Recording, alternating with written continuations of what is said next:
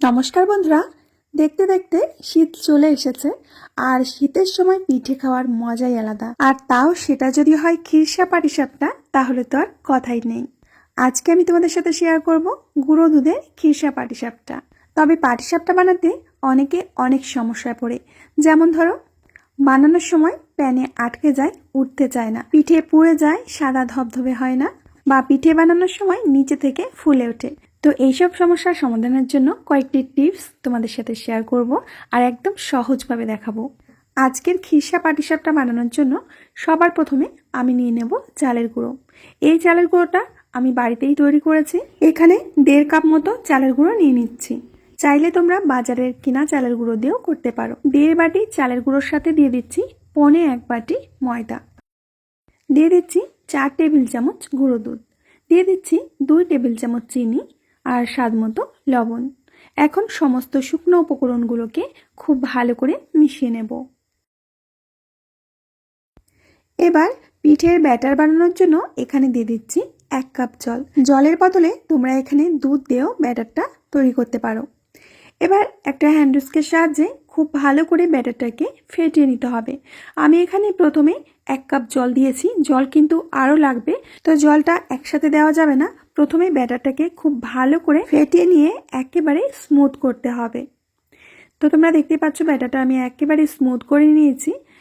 এবার আরও কিছুটা জল দিয়ে দিচ্ছি, আবারও ভালো করে জলের সাথে ব্যাটারটাকে মিশিয়ে নেব। ব্যাটার যত স্মুথ হবে পিঠেগুলো কিন্তু তত সুন্দর হবে। তো ব্যাটারটা আমি ভালো করে মিশিয়ে নিয়েছি। এখন তোমাদের আমি একটা হাতা দিয়ে ব্যাটারের ঘনত্বটা বুঝিয়ে দিচ্ছি। পাটিসাপটা পিঠের জন্য ব্যাটারটা কিন্তু একেবারেই পারফেক্ট, ঠিক এরকমটাই রাখতে হবে। এখন এই ব্যাটারটাকে আমরা কিছুক্ষণের জন্য রেস্টে রেখে দেব। এবার খিরসা বানানোর জন্য আমি একটা কড়ার মধ্যে দিয়ে দিচ্ছি দুধ। দুধটা আমি আগে থেকেই জাল করে রেখেছিলাম। এখানে 2 কাপ দুধ দিয়ে দিচ্ছি। এবার এই দুধের মধ্যে দিয়ে দেব মিল্ক পাউডার 1 কাপ, দিয়ে দিচ্ছি 1.5 টেবিল চামচ ময়দা আর 1.5 টেবিল চামচ চালের গুঁড়ো। মিষ্টির জন্য এখানে চিনি দিয়ে দিচ্ছি 3 চামচ। গ্যাসের ফ্লেমটা কিন্তু এখনও অফ করাই আছে। তো খুব ভালো করে আগে মিশিয়ে নিতে হবে, তারপরে গ্যাসের আঁচটাকে জ্বালিয়ে দিতে হবে। তো খুব ভালো করে আমি মিশিয়ে নিয়েছি সমস্ত উপকরণ। এবার গ্যাসটাকে জ্বালিয়ে নিয়ে খিরসাটা রান্না করে নিতে হবে। সব কিছুর পরিমাণ যদি ঠিকঠাক থাকে মাত্র 10 মিনিটের মধ্যেই কিন্তু খিরসাটা রান্না করা হয়ে যাবে।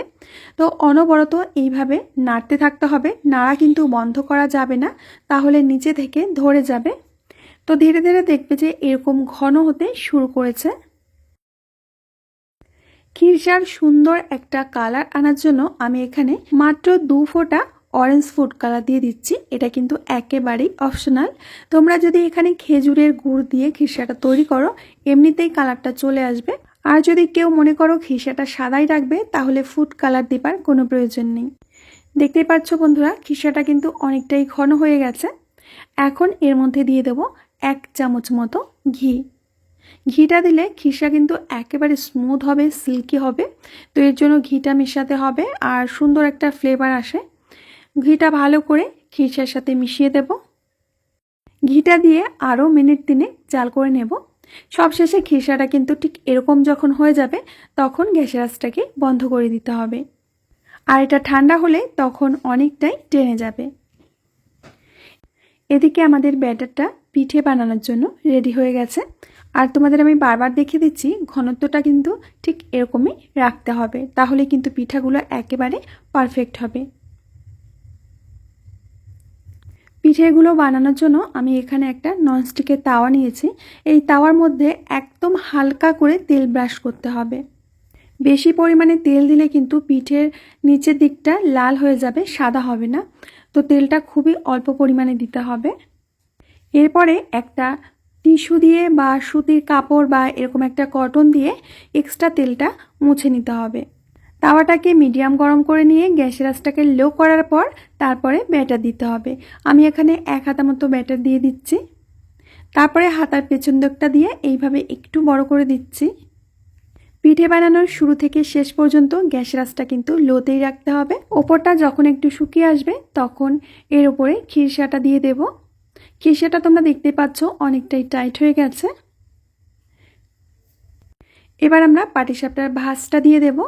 দেখবে যে কত সহজে ভাঁজটা হয়ে যাচ্ছে আর তাওয়া থেকে উঠে আসছে। খুব সহজে উঠে আসার কারণ হলো তাওয়াটা আমি মিডিয়াম গরম করে নিয়েছিলাম আর লো আঁচে রেখেছি। আর তেলটা ব্রাশ করার পর আমি তুলো দিয়ে এক্সট্রা তেলটা মুছে দিয়েছি। তার জন্য এরকম সুন্দর একটা পিঠে তৈরি হয়েছে। তো উল্টে পাল্টে একটু পিঠেটাকে ভেজে নিচ্ছি। একটা পিঠে আমার ভাজা হয়ে গেছে, এখন তুলে নেব। একইভাবে আমি আরও একটা পিঠে তোমাদের বানিয়ে দেখাচ্ছি। অনেকের পাটিসাপটা ভাঁজ করার সময় ফেটে যায়, এর কারণ হলো ব্যাটার যদি ঘন হয়ে যায় তাহলে পিঠেগুলো ফেটে যাবে। তো বন্ধুরা, একইভাবে আমি আরও একটা পিঠে তোমাদের বানিয়ে দেখাচ্ছি।